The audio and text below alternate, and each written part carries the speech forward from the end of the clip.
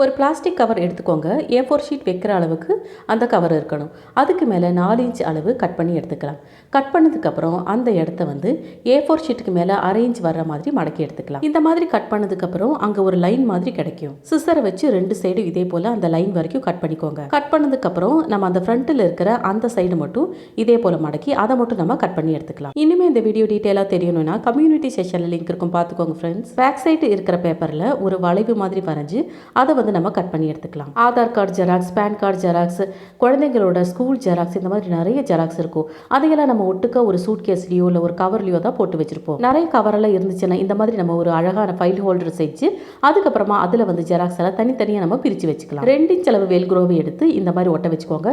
இதோட ஜோடியை வந்து அதுக்கு மேலே சரிசமமாக அந்த இடத்துல கம் போட்டு ஒட்ட வச்சுக்கோங்க. இது நல்லா காஞ்சதுக்கு அப்புறம் நீங்கள் ஒரு அழகான ஒரு ஃபைல் ஹோல்டரை யூஸ் பண்ணிக்கலாம். வெல்க்ரோக்கு பதிலாக பட்டன் கூட நீங்கள் வச்சுக்கலாம். தேங்க்யூ.